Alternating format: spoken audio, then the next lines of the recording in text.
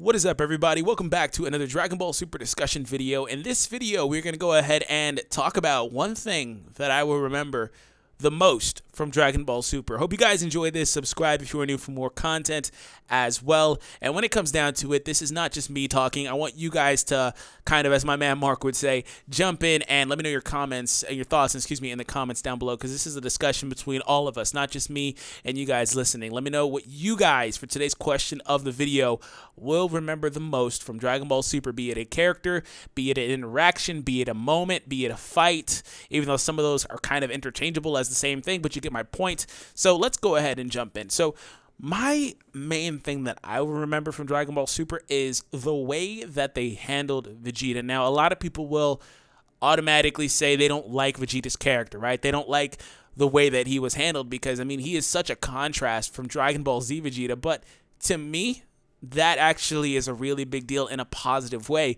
That actually really is a big deal in a positive way because it actually shows very, very big character development. And that's one thing that Dragon Ball really did a lot. Dragon Ball did it quite a bit, and then Dragon Ball Z kind of did it to some characters. To me, some characters not so much. It is what it is.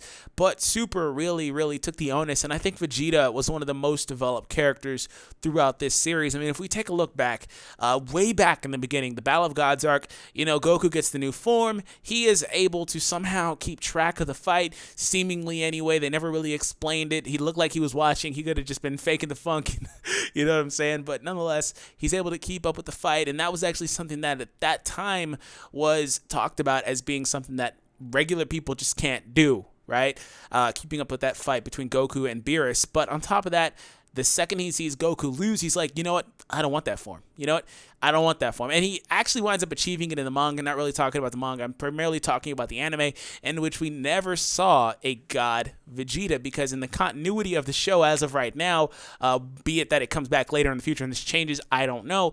But as of right now, he never really, I don't want to say achieve the form, because one would have to assume that he can achieve it because it's just godly power, and he can use that same godly power to go SS, blue. So yeah, but we never saw it, right?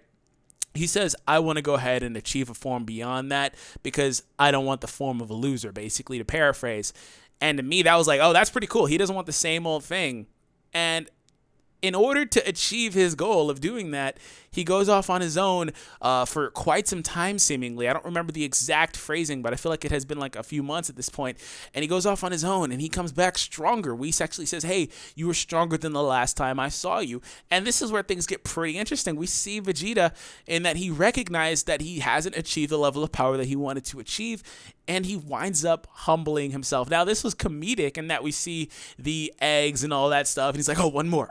And it was hilarious to me, but reading between the lines, you can see the context for the character in that he got on one knee and asked Whis to basically be his master. And this is the first character that we've actually seen train Vegeta as well. So you can kind of see where just by such a simple gesture, he is truly automatically changing. And you can see it in the beginning of the series, that just show of humility, of being humble from that character who has always been known as being cocky, being arrogant, being, flamboyant in a way or two.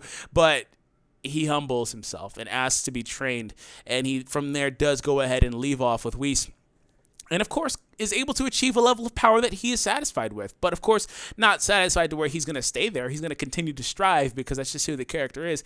Always going to strive to better himself. But jumping past that, right? Jumping over to the Universe 6 tournament, because I'm skipping Resurrection F, because nothing really happened there in that arc from my recollection. That whatever. Jumping over to the Universe 6 tournament stuff, he meets Kaba, and he finds out that there are more Saiyans out there in the larger continuity. In another universe, there is a planet that has Saiyans. And, Vegeta goes back to being regular self, and not really, as far as like portrayal, but just in that he has always been all about the Saiyan race. He loves his lineage, and he finds out that there are more Saiyans out there, and he literally, in a way, befriends Kaba, and also takes up this master-student kind of type of role. If you would ask Kaba, that's what Kaba would say, because he calls him Shisho, master. But, Vegeta kind of is like, whatever. Vegeta's never really confirmed it. But nonetheless, he gives Kaba hope. He says, look at this. remember this pain. And that was an epic moment too. But you can achieve this level of power as well, right? He basically trained Kaba, and that's another thing. We don't see Vegeta, in a way, train other characters. That's another really, really big iconic moment for that character in Dragon Ball Super. But to take it a step further, he says, hey, you're going to take me to your planet one day, and I'm going to meet your people, basically. What? If you had told me back in Z that Vegeta would be wanting to be friendly, with people, I would say no, man. No, that's not a thing, right?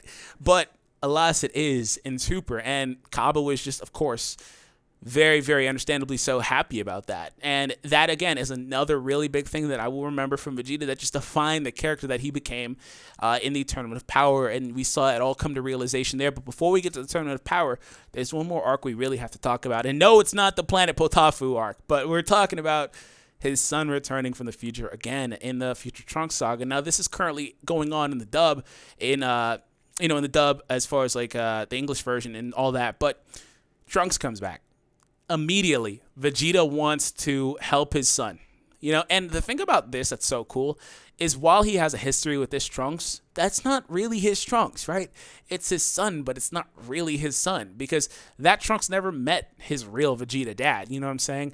Well, he might have met him, but he doesn't remember it. He was too young. So things of that nature, like that wasn't really his Trunks. He actually, even at this point, has his own Trunks there in regular Trunks, not future Trunks, just regular Trunks. But he still is able to say, hey, I want to help you reclaim your timeline. And another thing about that is he's like, you know what? He killed Bulma. And he's like, that's not my Bulma, but it's still my Bulma. So that for me is like, wow. He even cares about Bulma that much to where he would want to protect another Bulma that's not even the one that he fell in love with, basically. Because his love for Bulma transcends time, basically. That, to me, is just such a deep concept when you really, really think about it. And, of course, he does go to the future and ultimately helps his son restore peace to that timeline, which winds up getting destroyed. Because it was like, oh, we won, yeah, but not really, because Zeno has to erase it, and all of that kind of gets retconned in a meta way because they forced Trunks to go live in a different timeline. It's like, well, what was the point anyway? But yeah, of course the point was to eliminate that villain, but still. But nonetheless, for Vegeta's character, he even says bye to his son, which is like, you know what? I got to give it up to the man. He had the balls to say bye. Not to mention the fact that he also tried to train Trunks and help him get his self-esteem back a little bit in there prior to going all the back and forth and all that stuff. But nonetheless, that arc did show a bit more of Vegeta's character, and it all, again, was building up to the Tournament of Power, in which Vegeta declares to Kaba that he is going to wish back all of the Saiyans. Vegeta's gotten selfless, but he didn't say he was going to wish back, all the other universes. He might have, but he said he was going to wish back the Saiyans. So to me, that just is, is code for I'm going to wish back everybody anyway. But he then reminds Kaba, you still have to take me to go visit your king and to go visit your planet. So he's holding on to that, right? And he does, again, like I said, declare that he will wish them all back, which to me is like, you could wish for anything you want. You have the Super Dragon Balls at your disposal, and you want to wish back some people. This is the same guy that would go around killing people like it was nothing, and he wants to revive people. He wants to bring people back to life. This is the same guy that honestly, he cares about his race, but doesn't care enough to resurrect his father or anything like that. But he cares enough about the people that he has formed relationships with, and just in spirit, having Saiyans there as well. He cares enough about that. And you see him go to such lengths in order to protect his family and his universe, but also protect his dream, his wish in being able to resurrect Kaba, especially after Kaba and all those guys did get erased when Universe 6 was gone. And Vegeta does from there continue to fight harder, and achieving a higher level of power. Again, Super Saiyan God, Super Saiyan Evolution, or Super Saiyan Blue, whichever you prefer. And again, it all just came full circle for that character. He went from being a character that was selfish to being a character that's selfless, a character that's cocky to being a character that's still cocky in a way, but a lot more aware of what's going on around him. And I totally skipped over my favorite Vegeta moments, proud father Vegeta. You know what I'm saying? The Bulla and everything, or Bra, whichever you prefer. Vegeta being a father is so awesome. To just baby bro, he's like, you're doing it wrong. Give me the baby, and he just like instantly changes her and all that stuff. Like, come on, bro. Like, how can you not love this? I don't have a whole lot to say about Bra and all that because she wasn't there a whole lot. And you can see it in the last episode's clip as well, where he's like, "Oh yeah, that's my girl," and then he sees Pan flying and he's all jealous and stuff. But like, still, like, Vegeta's awesome. So that's it for me. Let me know your thoughts in the comments down below. Which character, which moment, all that other stuff will you remember the most from Dragon Ball Super? Thank you guys for tuning in. Hope you guys enjoyed this. Subscribe if you are new for more content. Have an awesome day, guys.